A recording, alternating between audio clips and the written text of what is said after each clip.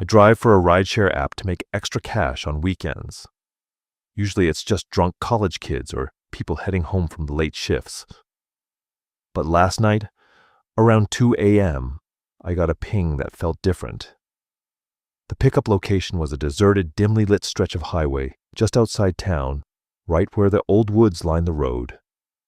When I pulled up, the headlights cut through the fog, revealing a girl standing by the guardrail. She was wearing a faded white dress, her hair covering most of her face. She didn't look at the car. She didn't look at her phone. She just opened the back door, slid in, and stared straight ahead into the darkness. "Heading home?"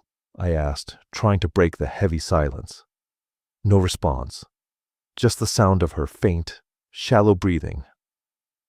I figured she was having a bad night, so I just put the car in drive and started the 20-minute trip back into the city.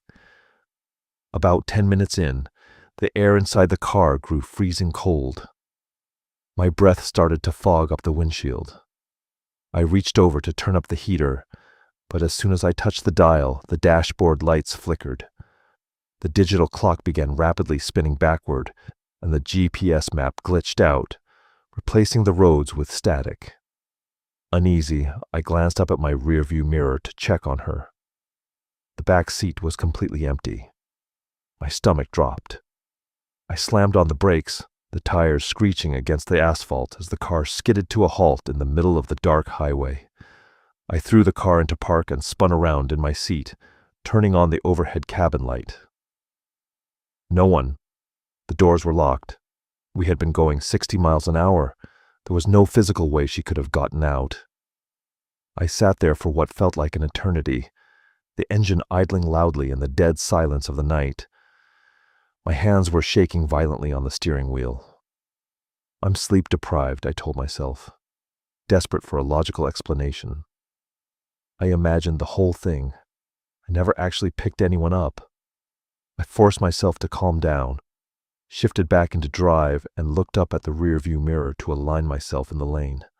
That's when I saw her. She wasn't in the back seat anymore. She was crouching in the narrow space of the trunk area, directly behind my headrest. Her hair was pulled back now, exposing a pale, distorted face. Her eyes were impossibly wide, completely unblinking, staring straight into my reflection in the mirror. A horrific, wet clicking sound came from her throat as her mouth began to stretch open into an unnatural, wide smile. Right then, my phone buzzed violently on the dashboard.